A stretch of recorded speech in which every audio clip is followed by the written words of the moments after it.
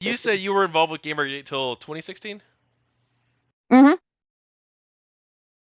That's Yep. that's 2016 was obviously a lot of things happened in 2016 with GamerGate. It was still very active at the time, though not as much as it was. Yeah. Some people said that Yeah. GamerGate should have ended with SPJ AirPlay. Game Diviner believed that. What do you think? I could. Yeah, I could see that. Honestly. Mainly because it was a discussion that a bunch of us had been saying we wanted to happen, and so it finally happened, and I'm like, okay, cool. You got a few journalists to actually sit and talk to us. Yeah, after SPJ AirPlay, obviously it seemed like things were getting a little bit off the rails. We didn't know have a direction. It seemed as much. Yeah, because I know I wasn't the only one who kind of, like you mentioned, Game Diviner is like, all right, well, conversation we've been saying that we wanted finally happened. Time to go home. Time to back it up. Let's go. But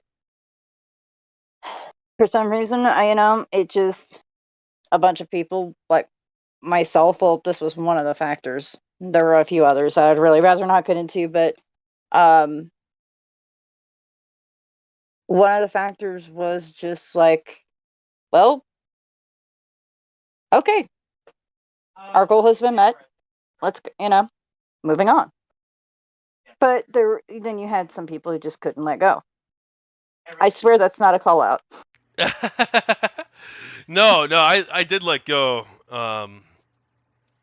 And I'm back in this space now doing this project because I think it's important, not because like I'm trying to Yeah, relive the GG memories. Though like it's actually been kind of useful in that account and I mean, interesting and hey, reconnecting.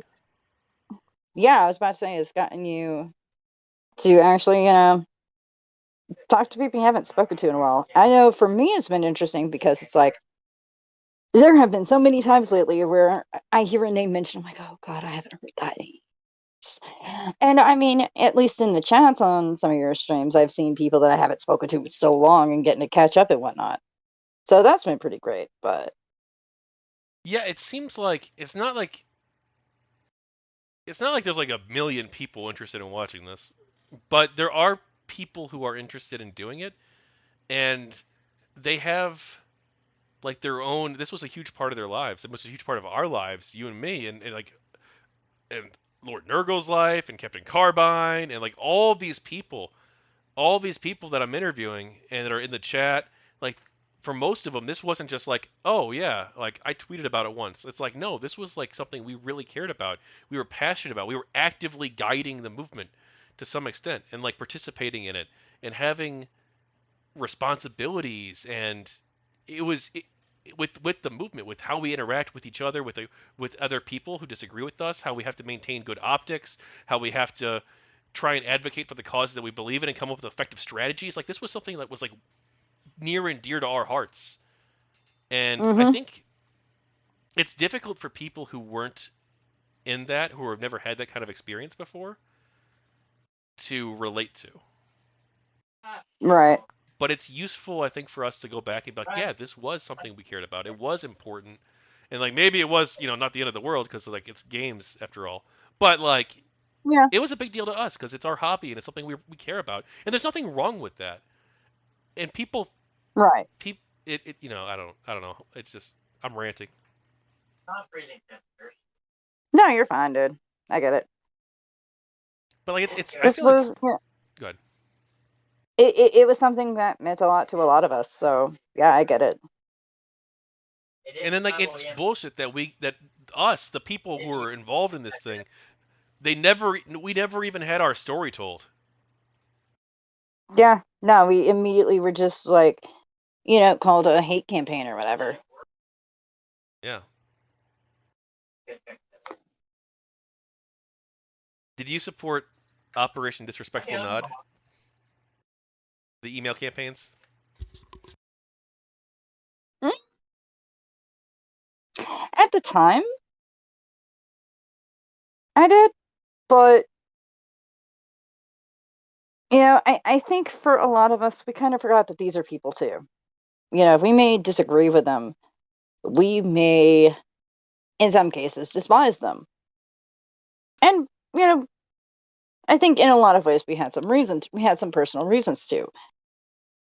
But, some of them might have had children at home that they had to feed or pets at home that they had to feed. I mean, I'm a cat mom, and, you know, I can't imagine being so worried about being worried about my livelihood like that to where I wouldn't be able to afford to feed her. I think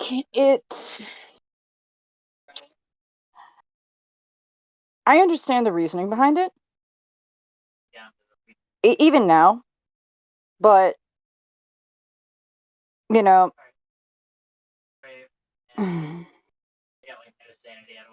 trying to think of how to word this.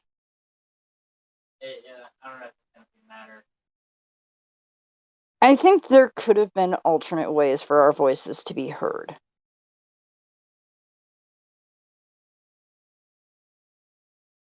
Okay, no, that's Yeah, fair.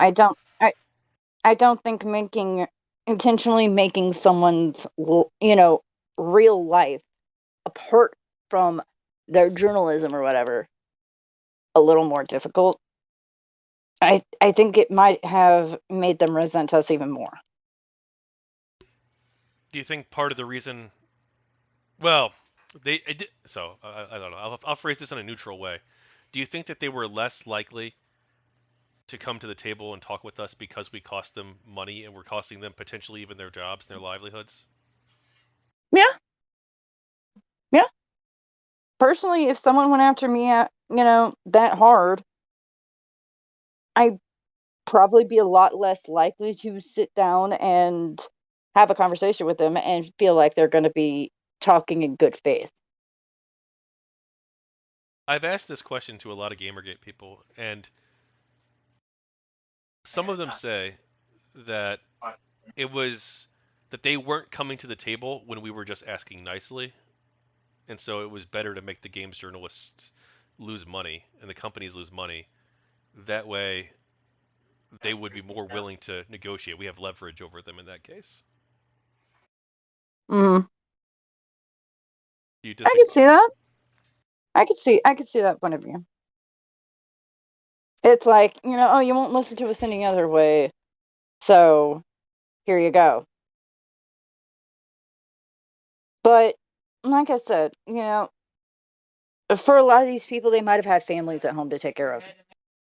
And I don't think people that had nothing to do with this should have been punished because they happen to have a shitty family member. Or a shitty coworker, I guess. Yeah, Or yeah, because yeah, yeah, in both cases, I some of guess. the some some of the journalists fucked up. But that's not to say that every single employee at these gaming sites was a horrible person. They might have kept their mouths shut because they disagreed, or maybe they had a more neutral position, but were too scared to say anything. And now they're being punished for their coworkers' shitty actions. I guess this sort of gets into what do you do with a company that's behaving unethically? Because like you could imagine many scenarios where it's like you're lying in your journalism or you're being dishonest, you're deceiving your readers. And like that's like one degree of unethical behavior. And then like there's another level where it's like Mhm. we're dumping the company's dumping chemicals into the water and like do we does closing down that factory or that chemical plant or whatever does that cost those people their jobs, but is it worth it? Like there's always these like weird trade-offs when it comes to like taking action against companies directly, like direct action like we did, or like the veganism stuff. Like how many if we close down all the factory farms, how many of those factory farmers are going to lose their jobs? You know, Right. Um,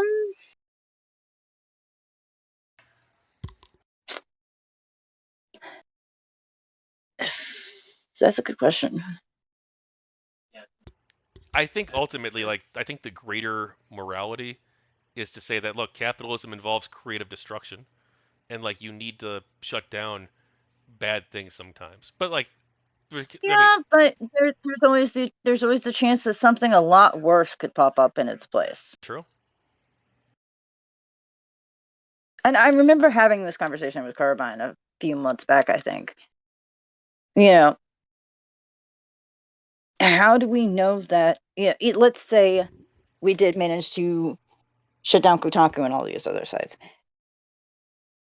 Some of them, since they were part of the gaming journalists, chat group, they could have gotten together and they could have made a site that was so much harder on us. That was so much worse. That was so much more corrupt. Yeah, they could have made our lives a living hell if they wanted to. Were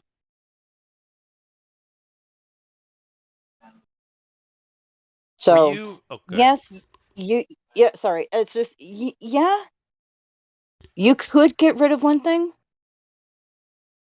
but there's always that chance that something worse will pop up.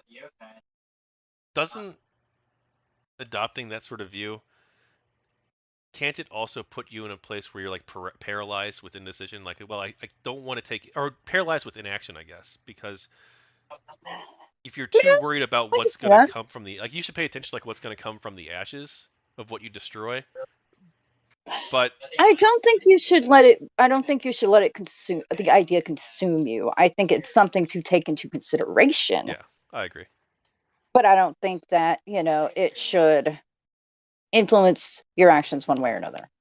I just think it's something that you should at the very least think about.